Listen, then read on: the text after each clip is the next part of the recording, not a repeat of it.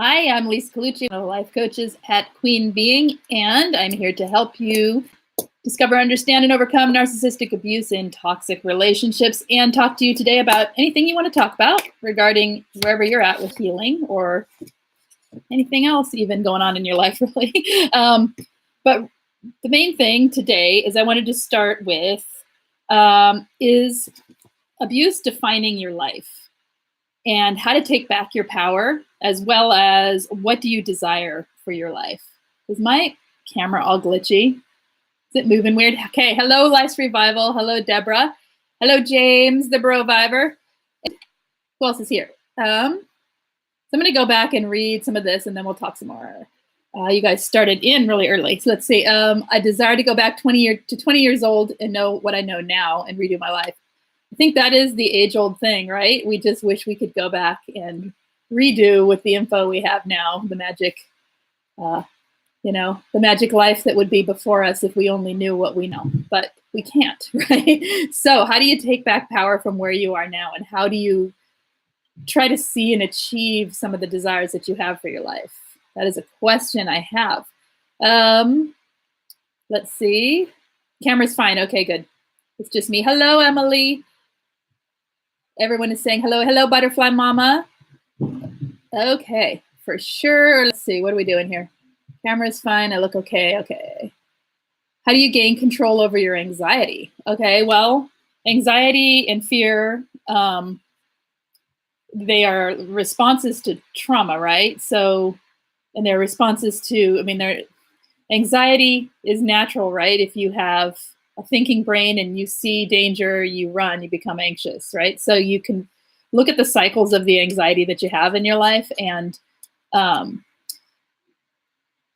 start to let go of some of the trauma that is around it. Oh, I'm not making sense here. Okay, so anxiety, tell me in what way it presents to you and how does it look? Because it's there for a reason to protect you, but you don't need it, right? Because you're not in a situation where you need to be anxious. That's how I feel about it. Like, I feel like it's a throwback to something I needed at one point in time. And when the anxiety kicks in, I'm thinking, there's nothing to be anxious over. Why am I anxious? But it's just because it's like basically a trigger back to something else.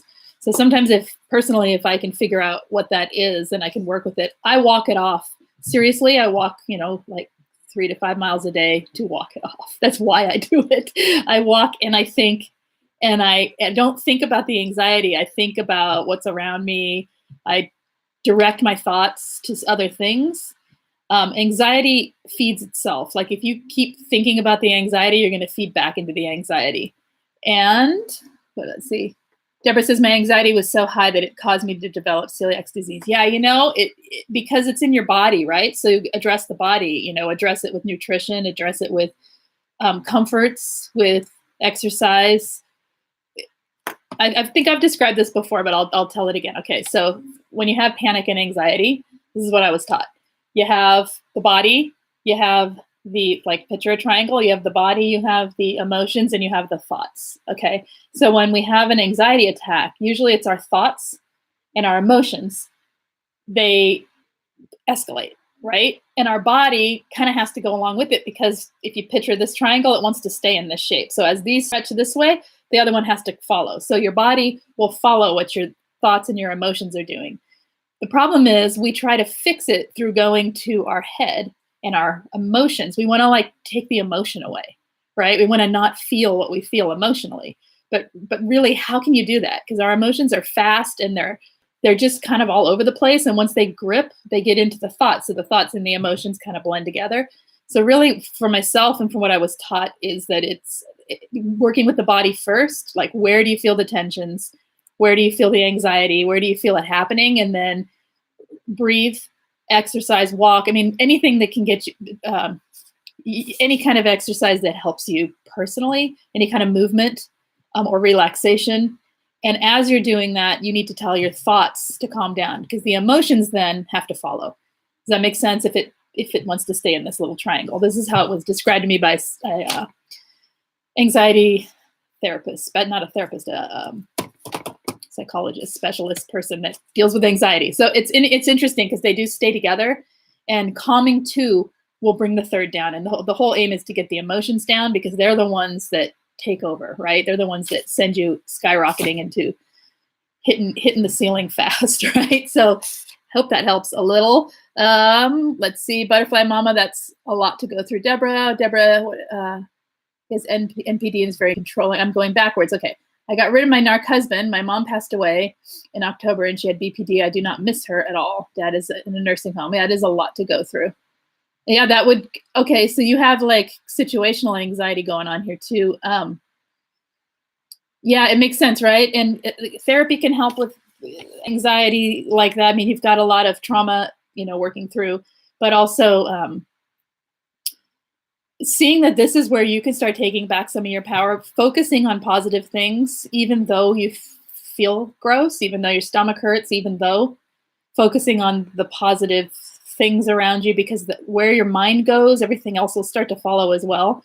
We really can direct a lot of this, unless we're like in the middle of something and the anxiety is for a darn good reason that's going on, but often it's just this leftover horrible anxiety we can't get rid of. Let's see, James recommended a book. Thank you. What did he recommend? The Tao of Fully Feeling. Yeah, that's good. And also, a lot of times anxiety is masking what we need to feel. I know for my own experiences that I will feel anxious versus feeling the thing I'm trying to avoid feeling, if that makes sense. So just allowing myself to feel can slightly alleviate the anxiety as well. So, I mean, there may be a lot going on there, right? You've got grief combined with not really missing her. And then, that's just that in itself is difficult. So,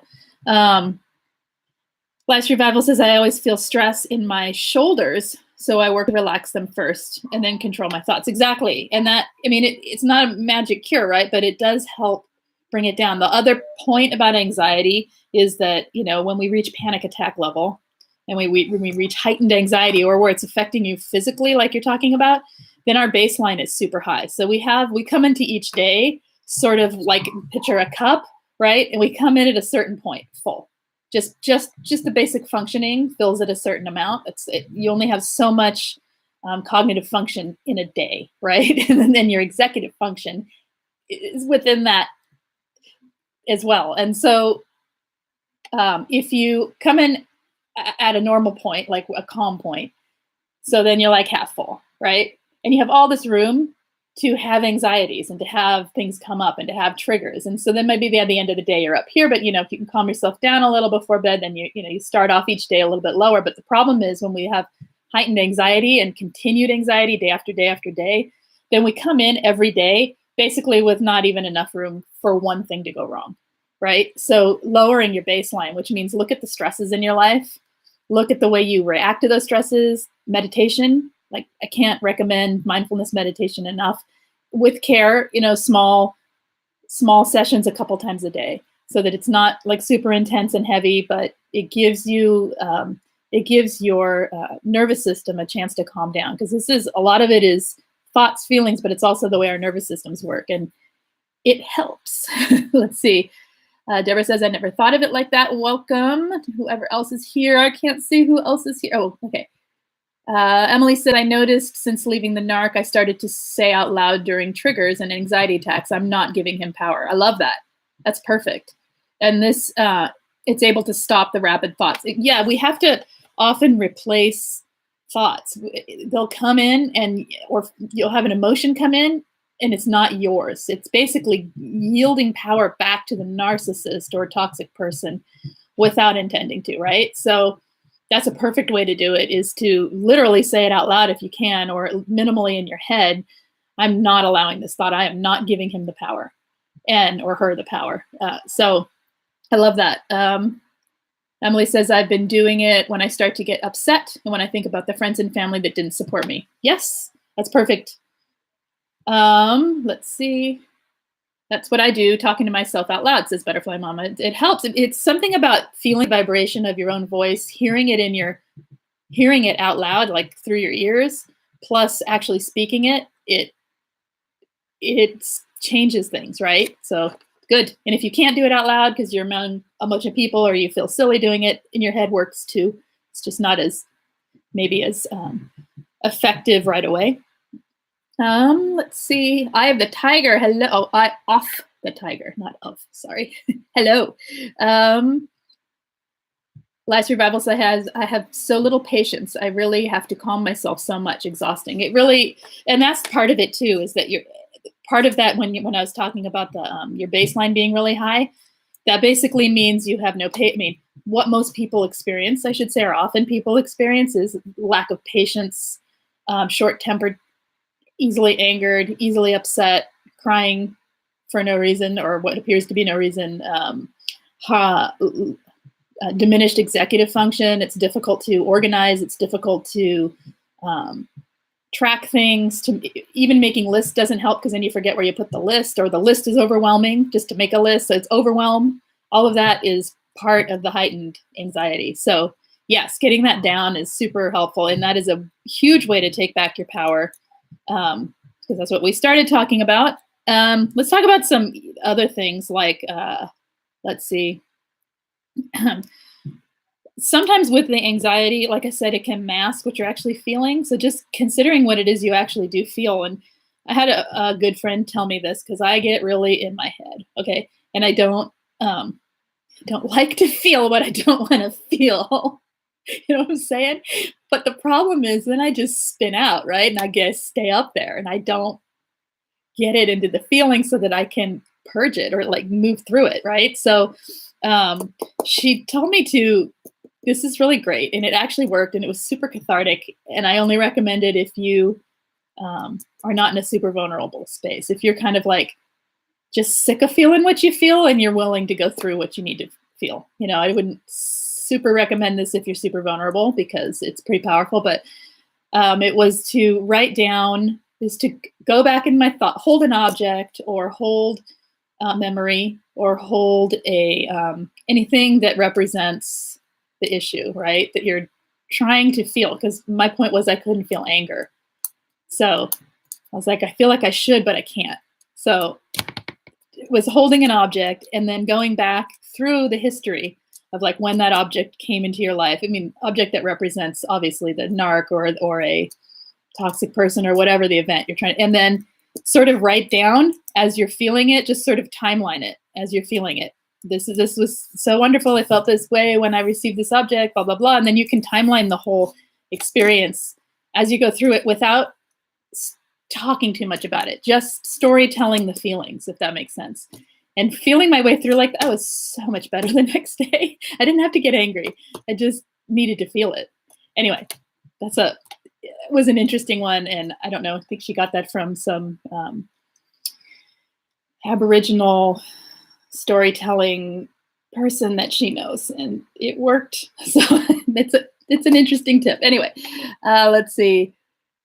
Last Revival said, yes, all of that. Nothing is as easy for me as it used to be. Right. And so getting your baseline down is super important. And finding the extra stresses, this is what I was going to say, finding the extra stresses you have in your life that don't need to be there and eliminating them. Declutter.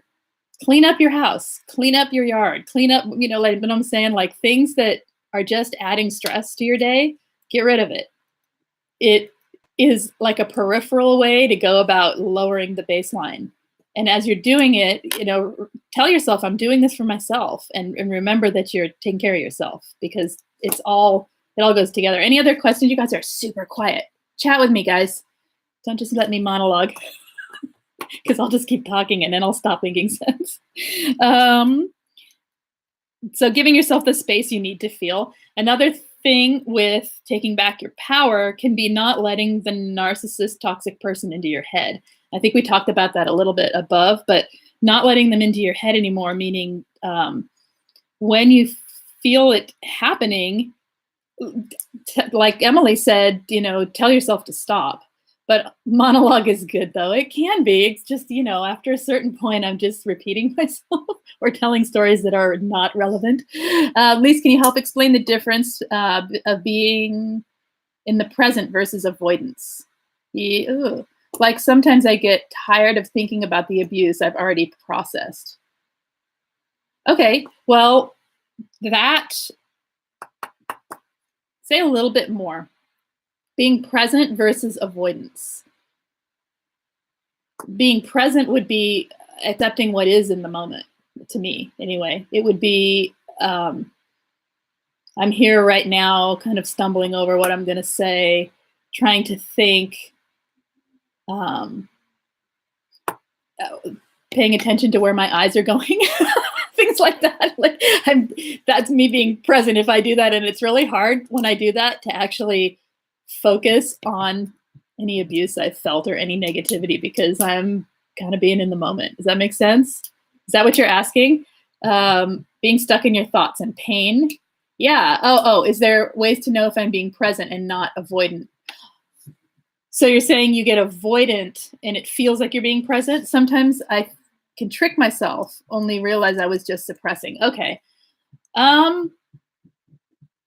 You can do things like anchoring into the room, anchoring into your body.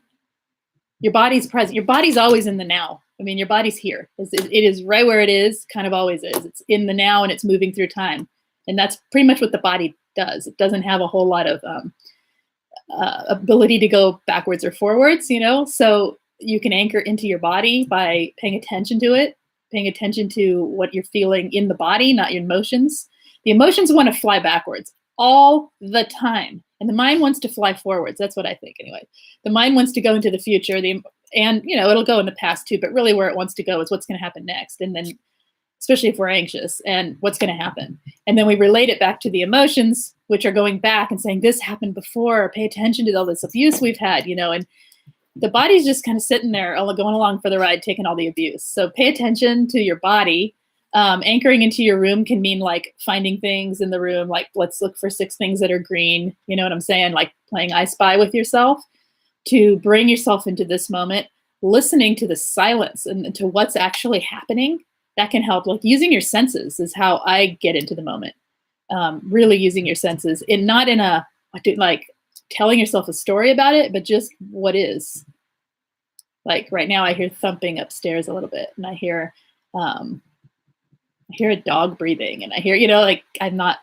It just puts me right into the space, and then it's hard to talk because I have to go a little bit into my head to be able to talk. And I do this with the pen. Put the pen down. Okay. Let's see. Paul Weinfeld has meditations on that, being fully in your body. Yeah, he has a lot of great meditations. Meditations can help. Mindfulness meditations can help get you into the present. Because short ones in particular, I think. So I'm struggling to connect to my surroundings. It's a sign I'm possibly avoiding. Possibly, I mean, yeah, because you're focusing on what you're thinking about or feeling rather than where you are, right? Or dissociation. Yeah, I mean, it's all a form. Avoidance is dissociation is a form of avoidance, right? And depending on what level you have it in your life, it's going to have a different impact on you. But I mean, basic dissociation that most survivors feel on some level is a form of avoidance. We're avoiding the pain that's coming at us, and it's a coping skill. So if that's your coping skill, then yeah, getting present is important, right? Integrating your reality of the moment with your experience of that reality, I guess is what I'd say. Does that make sense? I don't know.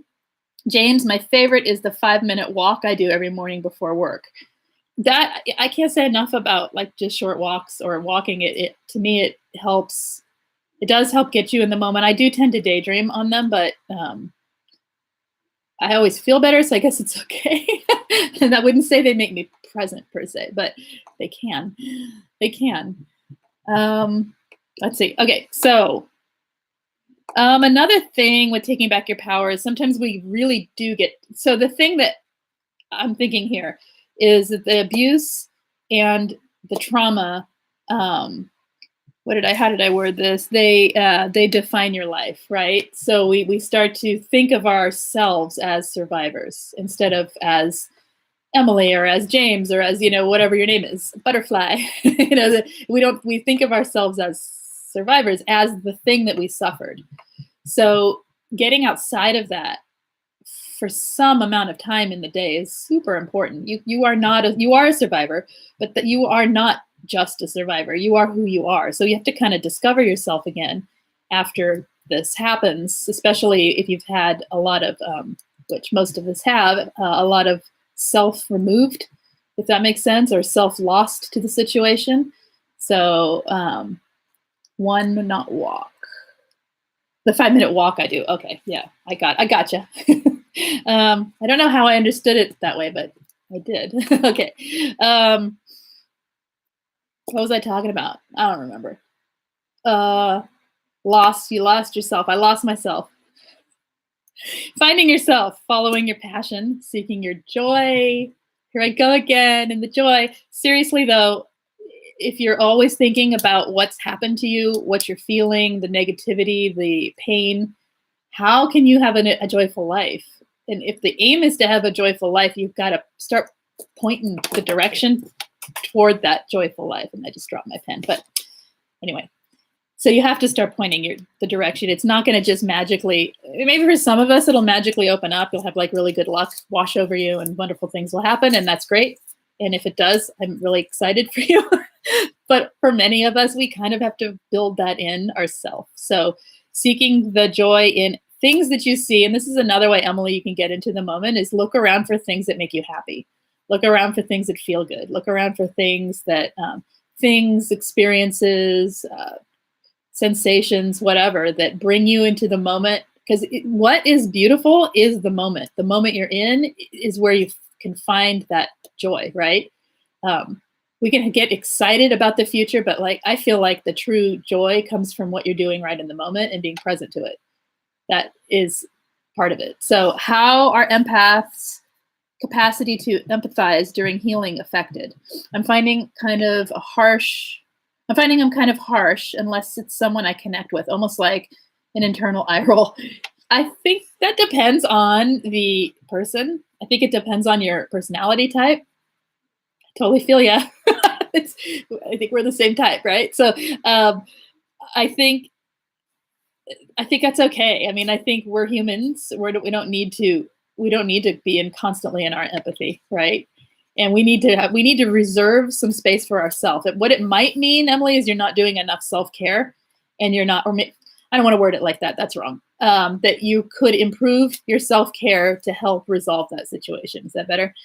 It might mean that you're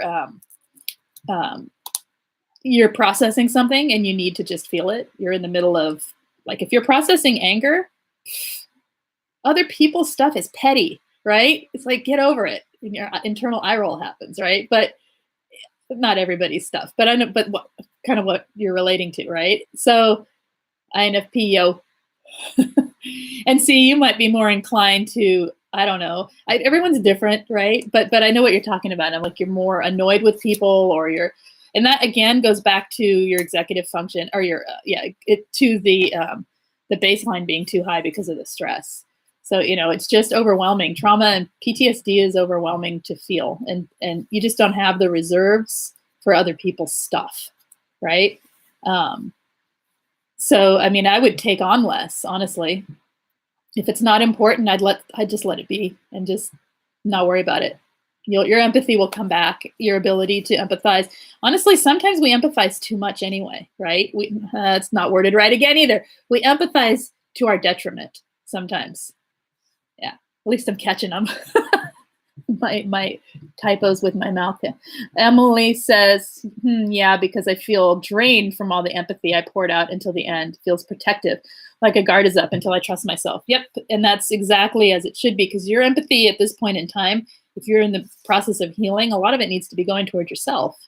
And you have to relearn how to do that, plus balance in other people. It's really easy to throw your empathy at other people for some of us and completely forget to pay attention to ourselves. And then for others, it can be like total self-preservation, walls go up. I need this. This is mine, and I think that's normal to feel that. And it will resolve with time. And honestly, like I said, some of the empathy that we throw out there and pour out there into the world is not to our benefit. And we need to learn to rein it back anyway a little bit sometimes, at least on some level, right? So what else? Setting boundaries. That's another way you can take your power back. As you learn to set boundaries, first you got to know what it is. And this is one that's kind of related to that, Emily. Like as you um, sense that someone is trying to speak to you, that they need your empathy, you can internally decide whether or not this is a appropriate situation for your empathy to be pouring into, or whether this is just going to drain you. And you know, you don't owe the world your empathy, really. It's nice that it's there and it's lovely we can give it, but we don't owe it to anyone. We are just people, right? So, and yeah, anyway, make sure to hit the thumbs up button for this live. Yes, please. Also, maybe boundaries and just stronger, right? I'm finding I'm giving myself permission to not invest energy into anyone, into just anyone. I realized I was, I don't understand. I think that's a typo. That's okay. You're right. You're right. That's what I was just saying. I think we're on the same page here, right? The like button, says James. Yes, hit the like button. Butterfly Mama, I live for what the narc wanted of me. Exactly. I feel like finding myself is gradual, but realizing who I am is so critical. Super is critical. That was a bad sentence too. You guys, I'm silly and I'm trying to hold it in. Okay. It's very critical. It's very important to find yourself. Gradually is good. You don't, I mean, when you meet someone new, do you meet them all at once? No, you gradually get to know them. And it's a process, and it's trial and error, and it's putting yourself out there and, you know, taking risks and all kinds of things to get to know yourself. So that's good that you are discovering. And remember to follow your passion. That's the next thing, which relates to what you're talking about, Butterfly Mama. If you have a hint of a passion, just follow it for a while. Listen to your heart, listen to your head. I'm not talking about like falling into relationships. I'm talking about, I don't know, nature, art, music, whatever your thing is, science, whatever your thing is, finding your thing. And as you do that, you discover who you are, and your energy. What happens is you stop identifying so much with the trauma and start seeing yourself as more of a whole person. And that's kind of the aim. Hello, Erica. She says, I'm here. Narc abuse is defining my life. I went through such a bad time, and now people see me as broken. Now I'm healing, but it seems harder to convince people I'm better. You don't have to convince anyone. Seriously, you do not have to convince anyone. You just live your life, my love. You don't have to worry about how they see you, because that'll just pull you right back down into believing it yourself.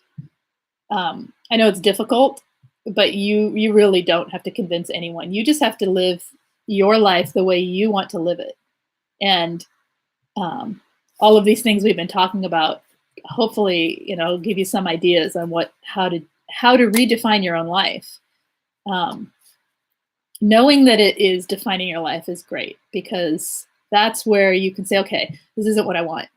And, you know, start making notes of things you want to change about that, maybe. Or, I mean, you could say more too, and then I could speak more directly to it. But what's a couple things that, besides how other people see you, how do you see yourself? That's more important, right? And people seeing you as broken. Yeah, you know, I mean, I think the way out is to just show the world you're not broken. And people will start to see you differently. And also it doesn't matter, right, how they see you. But it does on some level, but not really. What matters is how you feel. Anything else you guys have that you want to talk about? Go ahead and type it in. And then, you know, the point is also, what do you desire for your life? If you don't want to identify your entire life as being defined by the abuse, what do you want? So shifting your focus is super important, and it's really useful to gaining a way out and gaining a way toward a life rather than toward repeating the cycle, right? Emily says, I totally understand, Erica. I made a personal rule that if someone was expecting me to act better than I was, I decided that they weren't my people. Doesn't make them bad, just not a part of my journey. Exactly. And Butterfly Mama agrees with you, Emily. That is exactly it. Emily says, oh, Lise, the smear campaign. This has been hard. Ugh, right? And this kind of is related to, I mean, in a sense, feeling like everyone sees you as broken is similar to a smear campaign, the way they feel. Um, so I guess it's similar, right? I mean, tell me more about what's going on, but it's exactly what you said, Emily, is that people who believe the things that are being said by a smear are not part of your journey. And unfortunately, we lose a lot of people in this process. But all that means is more room for nice people, more room for people who see us for our true selves. And it takes time to get there, but it's in terms of the narc still affecting your life. Okay, yeah. Smear sucks, says James. It does. And it's an unfair and unjust thing that the more you fight against, the worse it gets usually. So it's one of those, Angie said once, and I tell people this all the time because it's a great thing to hear. And it's really the one thing I can think to do is when someone says something about it, or when you know someone has been smeared to, and they are tentatively believing the smear, the only thing to say is, if you know me, you know the truth. End of sentence, enough said. And if they go on talking about it, if someone needs to talk and talk and talk to you about it, you say, this topic is closed. Can we talk about something else? How are you doing? And you just shift the focus right back to them in a positive way and take some deep breaths and move on. Because the more poise and the more control you have over the way you react to the situation, the less the smear makes any sense whatsoever, right? And we know that they're lies that are happening with the smears, or half truths. Those are the ones that get you, where you go, yeah, I kind of did that thing, but there's a reason, right? Those, if people know you, they know the truth. And if they don't want to listen to your truth, it's just like you said, then they are not your people. Do you have any mantras you could share, like positive self-talk to internalize when we come across the smear? It depends on what you're telling yourself. I don't usually have generalized mantras I tell myself. I tell myself things that are relevant to the situation. So if it's, can you give me some idea of like what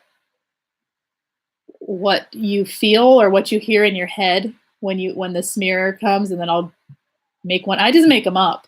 And what I do is I make it believable. So I don't go straight to, oh, you're the most wonderful person. I say that's a lie, that's a lie, and it's okay.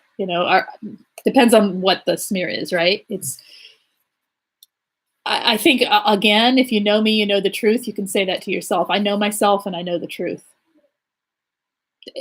What other people think of you, just like what Erica was talking about, is irrelevant at a certain point. It's what you believe in yourself that we have to get into our belief system, right? Just like a positive message to counteract whatever it's hearing, so I'm not ruminating 3 days later, like him saying I was the abuser. Oh, yeah. To that, I would tell myself, I know the truth. I know the truth. That's it. There's nothing more to say, because you know the truth, right? Yeah, I mean, that was a smear. I know the truth. It's just pointing out the action sometimes helps. It's just like when you're being gaslighted, pointing out to yourself, this is gaslighting. And then going into, with the gray rock, that can help. So it's kind of similar. It's like gray rocking it without actually talking to them in your own head, but filling yourself with some affirming, like super powerful affirming statement, like, I know what happened. I was there, right? So simple and effective. I think that, to me, it's the easiest way, the best way, because I can remember those. If I do something complicated or try to come up with something like really beautiful and lovely, I will forget it, or it won't make any sense in the moment. So that's what I would do. So Erica says, how do you show family, friends, coworkers you are not still a victim when they were there for the bad, but not in your everyday life? Taking their comments and condescending. They are not bad people. You start becoming the most positive and self-assured version of yourself that you can. People react to what they see in front of them, right? That you could tell someone over and over and they're not going to believe anything until they see it, until they see the change. People will start to say things as you do this, like, oh, it's so good to see you happy. You can't take that as a criticism. You can't take that and go, oh, did they think I was this before? Or blah, blah. You can't. You have to realize that if someone does point out a positive, like, oh, you look so much lighter, or you look so much happier, or whatever, then that is them recognizing the change in you, that you are no longer a victim. And believing it yourself it's like half the battle. You have to believe that you're not the victim anymore. We have to get out of, even when there's a trigger, and realize that's a trigger. I am no longer a victim. It's that self-belief and the self-worth that you build within yourself that creates sort of a vibe, if you know what I mean, so that people around you can sense that vibe and they respond to it. And I think it's just time. It takes a little bit of time. And if you're not around them, they're not in your everyday life, then it's going to take longer, right? Because they don't see you that often. So I think, like I said, it's living the best you can. And getting back to what do you desire for your life as part of this, because it's not to be perpetually viewing your life as that of as being defined by the abuse, correct? I mean, I don't think any of us want that forever, right? No matter what, even when we have, chronic pain, we don't want to be defined by that chronic pain, right? We don't want these things that have limited our lives to define us. So what is it that you do desire for your life, and what stands in the way of you even recognizing or achieving any of it? And what the things I came up with on a really quick thought were the inner critic kind of, and kind of what you're talking about, Erica, it kind of goes into that inner critic, like, because the way people respond to you creates a critic in yourself, or you have a reaction that's like an inner critic that then tells you something that isn't what you want to believe about yourself. And so then you have to battle that instead of focusing on something positive or something that you do want for your life, right? And then self-doubt. That self-doubt's huge, and that it's through the self-care and through experiencing things. So the more you can experience the small joys in life, the more you can get in touch with the parts of yourself that don't doubt yourself. Like when you have a good experience or a positive experience with a friend, you don't doubt that friend, right? It's only when we have something bad happen with that friend that we start to doubt it, right? So we have to do that with ourselves. Having positive experiences in your day, little tiny ones all day long, build this feeling of self-assuredness that you're okay. And that self-doubt, starts to balance differently. Anyway, anybody else have anything? I'm totally monologuing now, you guys, come on. What else? I'm going to have to go in about 5 minutes here. Got think, yeah, or maybe 10. I can do 10. Who else has something that they want to talk about? Anybody? Did I miss anybody's anything? Let me look. I'm looking. So I hope this is making sense to you guys a little bit, and that it is somewhat helpful. Yay! You like my monologuing? Okay, give me more. Give me a topic. See what happens is my brain spins and then it goes and it runs out of energy. And I'm like, now what? Then I start getting silly and tossing pens, and we don't need that. We don't need that today. So what else? What else you guys got? Anything? Is anything coming up as I'm talking that if you were talking to me, you'd be like, oh, and want to say? You have a suggestion about rediscovering who you were pre-narc. Yes. Go, say more. You have a suggestion about rediscovering. That's what Erica says. So do you have more, or is that the suggestion? Butterfly. Mama, it's all good. Hello, Malta. cleaned attic, found old memories, old books. Oh, I love it. So you actually, it's okay. You can be a slow typer. I just, wow, autofocus. I just didn't know because I'm a slow follower of chat.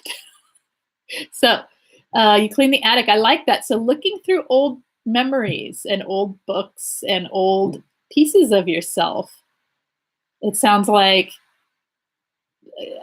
opened up a discovery of who you were before you met the narc. That's a good one. Like looking back through your life, it can feel sad because of what's happened since then. But if you don't, you donate that stuff. No, I think she's saying that like she's looking back and that it's reminding her of who she was, and therefore she can now look forward to who she wants to be based on who she was. Finding, excuse me, finding your old passions and joys. Wow, sorry, this is the soft glamour look. Finding your old passions and joys and rediscovering yourself can be really exciting, and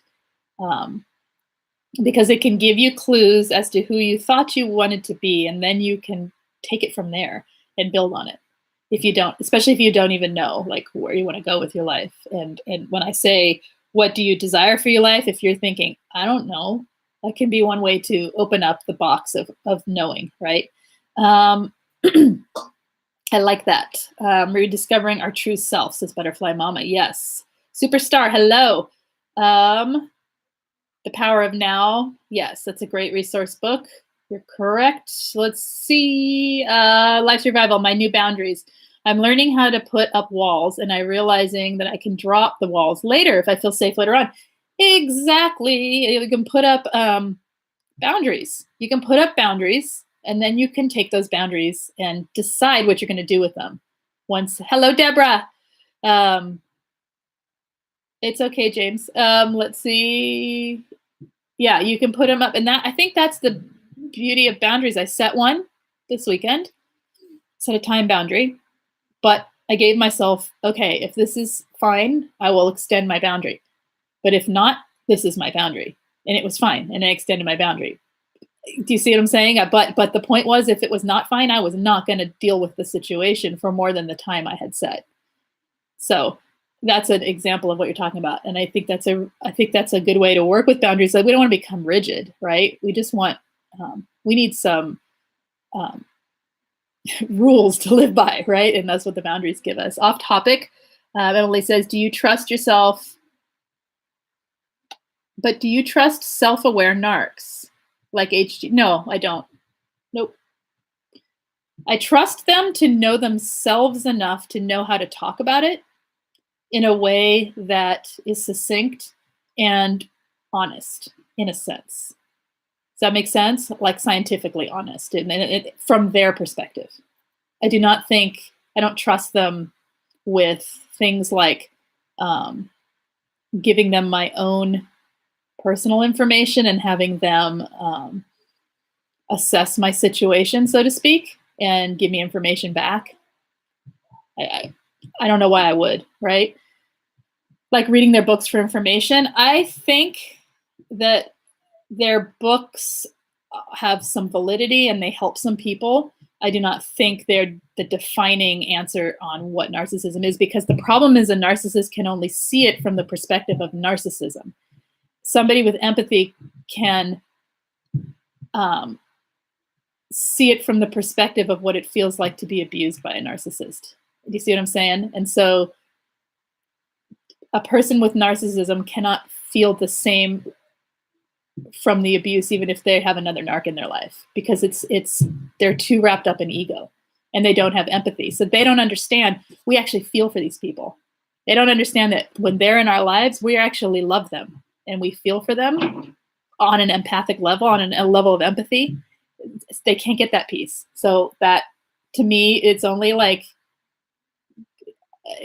a spice in the recipe. Does that make sense? It's not the whole thing. I don't trust them 100%. No.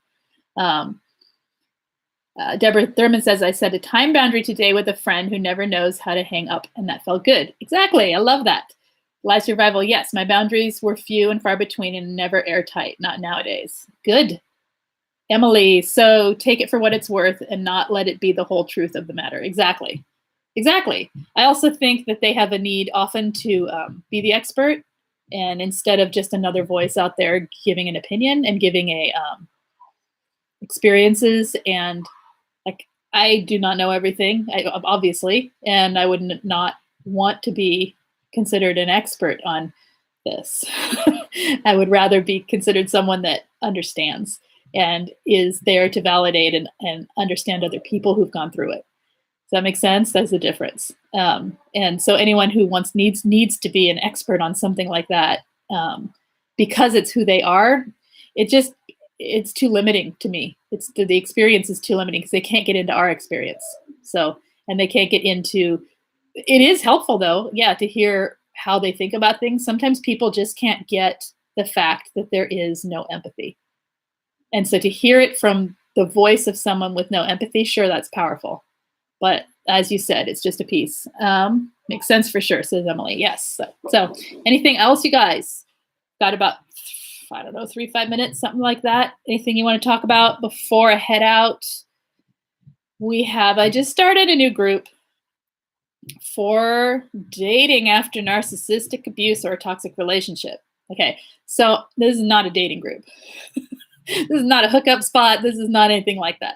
What it is to help you see how to become ready, what you need to work on in yourself, how to learn red flags, how to stay safe, how to discover the parts of yourself that will be triggered when you re-enter the social situation like dating, or it could even just be meeting friends. I mean, depending on who your narc was and how, doesn't necessarily need, hello, Jill. It doesn't need to be specifically dating. I worded it as dating because I think that's people usually want to move on, or often want to move on with that part of their life. And that can be tricky. So that group is starting next Monday, next Monday at 6 p.m. or Friday at 6 p.m. So look for it. If you, how do we know we are ready for that group? Well, if you're interested in getting back out there, so to speak, or if you're interested in meeting new people in a romantic sense, or if you are wanting to be interested in it, if that makes sense, right? Like you're like considering, oh, I think I want to get ready for that. I think that's the next thing. Then that'd be a good group for you. And I'm going to try and keep it very less oriented in the actual dating world, but obviously some of that will come in for people who are actually out there trying, and more toward ourselves, right? And how we can feel okay going back out there. Malta, Lise, is there a specific time that you set for your live streams? Are they more of an impromptu? They are generally 4:30, Tuesdays and Thursdays. And then I do impromptu ones kind of randomly. I try to do them on the weekends now and then.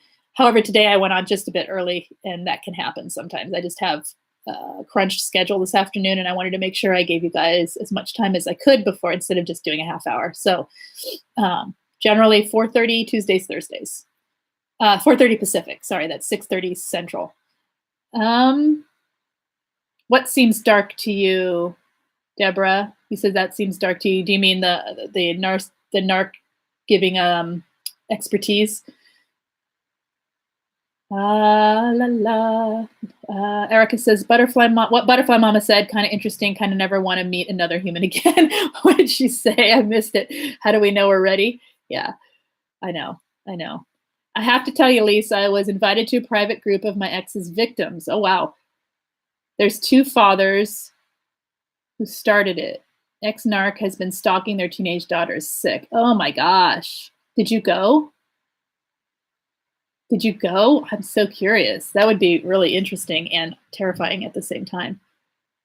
Pacific, yes, thanks. Yes, Deborah. Yeah, I think it is dark. It is a dark, having the narcissist be the expert and getting really into their world is dark, right? Super dark.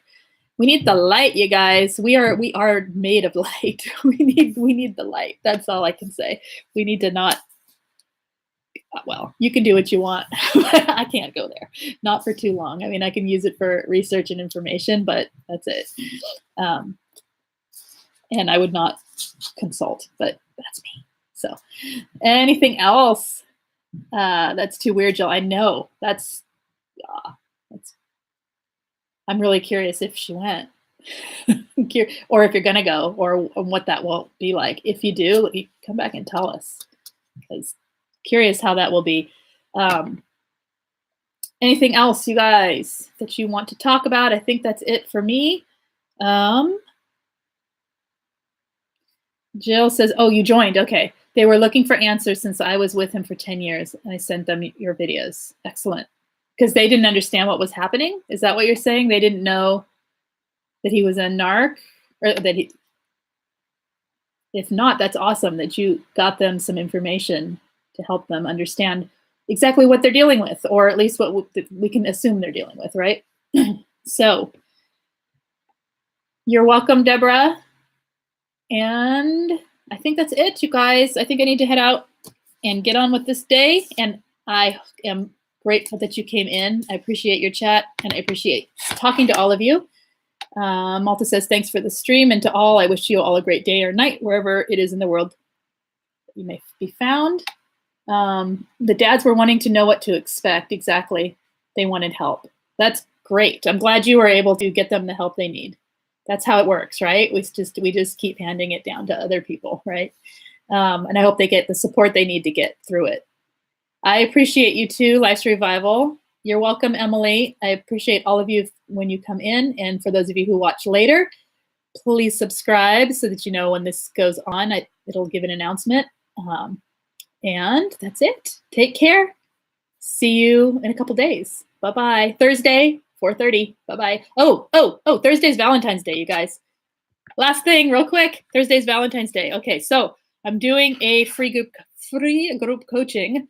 You got to email me to get a hold of it, because I probably will not have a second to put it up before tonight. So Coach Lise, CoachLisec @gmail.com. Email me if you would like to attend. I think I have it. I don't have it in front of me. It's either 3 or 3:30 Pacific. I'm sorry, I don't have it in front of me. On Thursday. It's a free group coaching. You need to get a hold of me so that I can get you in it if you want in. And then afterwards, I'll be here at 4:30 to hang out, and we'll have some fun and not do the Cupid thing. How's that? We'll do something else. Do something, some self-love, Valentine's love. How's that?